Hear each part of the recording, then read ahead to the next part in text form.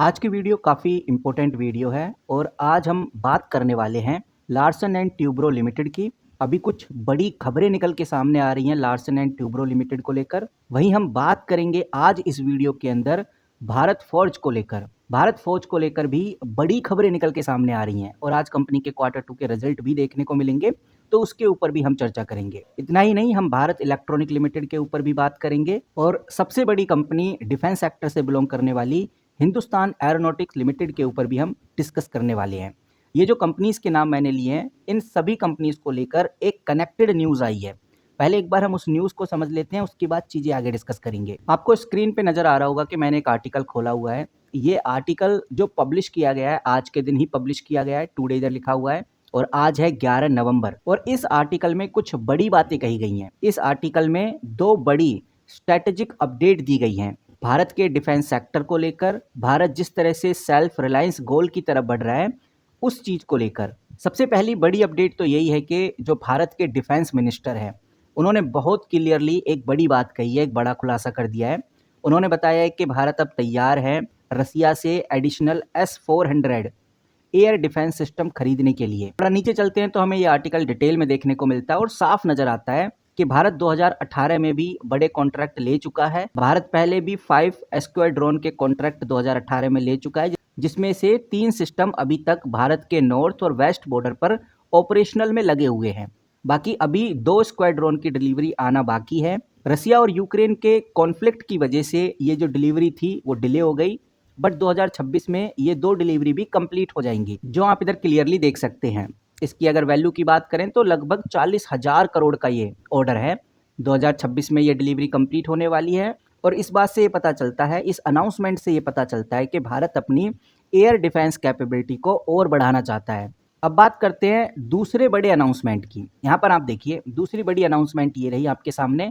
ये जो दूसरा बड़ा अनाउंसमेंट है, ये भारत के एविगेशन सेक्टर को लेकर है। यहाँ पर डिफेंस मिनिस्टर ने साफ साफ बोला है कि Bharat with in a year, यानी कि 1 साल के अंदर अंदर एडवांस फाइटर जेट इंजन का डोमेस्टिक प्रोडक्शन शुरू करने वाला है। और ये अपडेट वाकई में बहुत बड़ी है। और ये इंजन कैसे डेवलप हुआ है? ये इंजन डेवलप हुआ है DRDO और ये जो फ्रांस की सैफ्रन नाम की कंपनी है, इन दोनों ने मिलकर एक कोलैबोरेशन किया और इस इंजन को डेवलप कर दिया है। और अगर इसके थ्रस्ट की बात करें तो 110 से भी ज़्यादा किलो न्यूटन थ्रस्ट प्रोवाइड कर सकता है। इसका इस काबिलियत का इंजन है। इस इंजन को कहाँ लगाया जाएगा? इस इंजन को एडवांस मीडियम कॉम्बैट एयरक्राफ्ट में लगाया जाएगा, जो कि भारत का 5th generation shelter fighter jet है। इस डील से भारत के पास 100% टेक्नोलॉजी ट्रांसफ़र होगी और जो इंटेलेक्चुअल प्रॉपर्टी राइट्स हैं वो भी भारत को मिल जाएंगे, जिससे भारत अपने हिसाब का जो इंजन है उसको मॉडिफाई कर सकता है, उसको अपग्रेड कर सकता है और आगे भविष्य में दूसरी कंट्रीज को एक्सपोर्ट भी कर सकता है।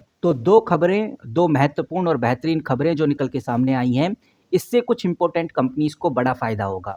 इस अपडेट से कुछ स्पेसिफाई इंडियन कंपनीज में बड़ी हलचल होने वाली है और ये जो कंपनीज हैं ये ज़्यादातर या तो S-400 मिसाइल सिस्टम से जुड़ी हुई हैं या फिर एडवांस मीडियम कॉम्बैट एयरक्राफ्ट, जिसको AMCA भी बोलते हैं, उसके जेट इंजन के प्रोजेक्ट से जुड़ी हुई हैं। अब जैसा हम बहुत अच्छे से जानते हैं कि ये जो S-400 परचेज है, ये रसिया के साथ होने वाला है। रसिया की मिसाइल है, उसको हम लेने वाले हैं। इसमें ज़्यादा इन्वॉल्वमेंट इंडियन कंपनीज का डायरेक्टली तो नहीं होता, लेकिन इसके आसपास बनने वाले जो डिफेंस इलेक्ट्रॉनिक है या मिसाइल सब सिस्टम है, उनके अंदर काम करने वाली कंपनीज को बड़ा फायदा होगा। और जब भी AMCA जेट इंजन की बात होती है तो सबसे बड़ी अपॉर्चुनिटी हिंदुस्तान एरोनॉटिक लिमिटेड के पास ही आती है, जो कि इस प्रोग्राम का हम कह सकते हैं मेन लीड कंपनी है। HAL के साथ जो दूसरी कंपनी आती है वो आती है लार्सन एंड टूब्रो। वैसे टाटा एडवांस सिस्टम भी आती है, लेकिन उसको हम काउंट नहीं करेंगे बिकॉज वो फिलहाल अभी मार्केट में लिस्टेड नहीं है। भारत फोर्ज एक ऐसी कंपनी है जिसके ऊपर आप नज़र बना के रखिए, क्योंकि इस कंपनी को भी AMCA जेट इंजन का जो काम है वो सौंपा जाएगा। भारत इलेक्ट्रॉनिक लिमिटेड को तो काम मिलेगा ही, जब HAL को मिलता है तो भारत इलेक्ट्रॉनिक लिमिटेड को भी काम मिलता है, क्योंकि ये जो कंपनीज हैं ये एयरक्राफ्ट के अलग अलग पार्ट, एविगेशन, परपोलेशन सिस्टम, इंटीग्रेशन में इन्वॉल्व हैं। तो इस अपडेट से जो कंपनी हाईलाइट होंगी वो हिंदुस्तान एरोनॉटिक होगी, जिसके बारे में मैं बता चुका हूँ। लार्सन एंड ट्यूब्रो होगी, भारत फोर्ज होगी और भारत इलेक्ट्रॉनिक होगी। अब बात करते हैं भारत फोर्ज की। भारत फोर्ज के लिए इस अपडेट से फ़ायदा इस वजह से हो सकता है कि उसकी जो कोर कॉम्पिटिनेंस है वो डिफेंस और एरोस्पेस कंपोनेंट मैन्युफैक्चरिंग में ही आती है, जो इंडियन डिफेंस प्रोजेक्ट में ज़्यादा डिमांड के साथ ग्रो कर सकती है।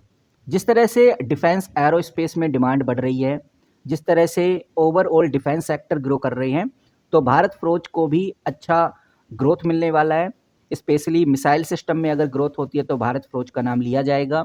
जो एयरक्राफ्ट के पार्ट्स होते हैं उसके लिए भारत फोर्ज का नाम लिया जाता है। इंडिगस वेपन सिस्टम मैन्युफैक्चरिंग में भारत फोर्ज का नाम लिया जाएगा। और S-400 जैसी मिसाइल सिस्टम के लिए जो कंपोनेंट सप्लाई किए जाएंगे, जो मेंटेनेंस किया जाएगा, उसमें भारत फोर्ज का अच्छा खासा नाम है।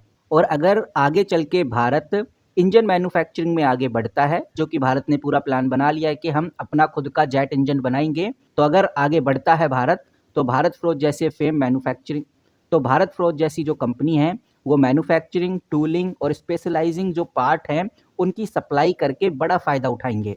भारत के डिफेंस मिनिस्टर राजनाथ सिंह ने ये अनाउंसमेंट खुद किया है कि डिफेंस इन्वेस्टमेंट प्लान धीरे धीरे बढ़ने वाले हैं, जिसमें भारत फोर्ज जैसी कंपनीज को सप्लाई चेन मेंटेन करना होगा, क्योंकि ज़्यादा कॉन्ट्रैक्ट लेने के लिए सप्लाई चेन का मेंटेन रखना बहुत इंपॉर्टेंट है। बाकी जो ये लार्सन एंड ट्यूब्रो कंपनी है इसको भी बड़ा फायदा होगा, क्योंकि Larsen and Toubro company defence manufacturing में एक मेजर प्लेयर है, जो कि aerospace, missile system, advance defence project के लिए काम करती है। इसीलिए ये दोनों कंपनीज गाइस काफ़ी इंपॉर्टेंट हैं। आगे चल के आपको और अच्छी ग्रोथ इन कंपनीज में देखने को मिलने वाली है।